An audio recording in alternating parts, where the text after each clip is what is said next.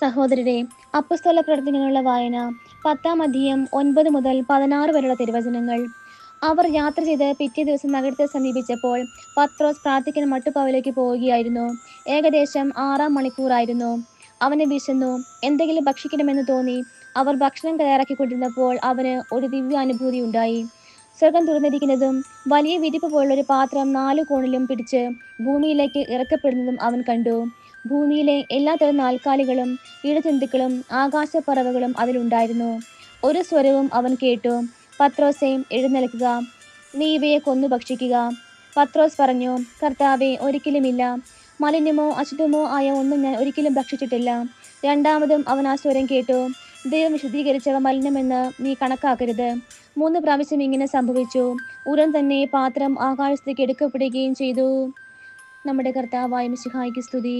സഹോദരരെ, വിശുദ്ധ ലൂക്ക എഴുതിയ സുവിശേഷം 5-ാം അധ്യായം 1 മുതൽ 11 വരെയുള്ള തിരുവചനങ്ങൾ. ദൈവവചനം ശ്രവിക്കാൻ ജനങ്ങൾ അവന് ചുറ്റും തിങ്ങിക്കൂടി.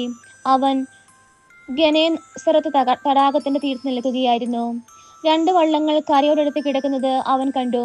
മീൻപിടുത്തക്കാർ അവയിൽ നിന്നിറങ്ങി വല കഴുകുകയായിരുന്നു. ശിമിയോന്റേതായിരുന്നു വള്ളങ്ങളിലൊന്ന്. യേശു അതിൽ കയറി കരയിൽ നിന്ന് അല്പം അകലേക്ക് വള്ളം നീക്കാൻ അവനോട് യേശു ആവശ്യപ്പെട്ടു. അതിലിരുന്ന് അവൻ ജനങ്ങളെ പഠിപ്പിച്ചു. സംസാരിച്ചു തീർന്നപ്പോൾ അവൻ ശിമിയോനോട് പറഞ്ഞു, ആഴത്തിലേക്ക് നീക്കി മീൻ പിടിക്കാൻ വലയിറക്കുക. ശിമിയോൻ പറഞ്ഞു, ഗുരു, രാത്രി മുഴുവൻ അധ്വാനിച്ചിട്ടും ഞങ്ങൾക്ക് ഒന്നും കിട്ടിയില്ല. എങ്കിലും നീ പറഞ്ഞതനുസരിച്ച് ഞാൻ വലയിറക്കാം. വലയിറക്കിയപ്പോൾ വളരെയേറെ മത്സ്യങ്ങൾ അവർക്ക് കിട്ടി. അവരുടെ വല കീറി തുടങ്ങി. അവർ മറ്റേ വള്ളത്തിൽ ഉണ്ടായിരുന്ന കൂട്ടുകാരെ ആംഗ്യം കാണിച്ച് സഹായത്തിന് വിളിച്ചു. അവർ വന്ന് 2 വള്ളങ്ങളും മുങ്ങാറാകുവോളം നിറച്ചു. ശിമോൻ പത്രോസ് ഇത് കണ്ടപ്പോൾ യേശുവിന്റെ കാൽക്കൽ വീണ്, കർത്താവേ, എന്നിൽ നിന്ന് അകന്നു പോകണമേ, ഞാൻ പാപിയാണ് എന്ന് പറഞ്ഞു. എന്തെന്നാൽ തങ്ങൾക്ക് കിട്ടിയ മീനിന്റെ പെരുപ്പത്തെപ്പറ്റി ശിമിയോനും കൂടി ഉണ്ടായിരുന്നവരും അത്ഭുതപ്പെട്ടു.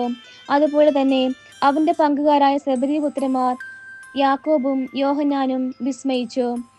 യേശു ശിമിയോനോട് പറഞ്ഞു, ഭയപ്പെടേണ്ട, നീ ഇപ്പോൾ മുതൽ മനുഷ്യരെ പിടിക്കുന്നവനാകും.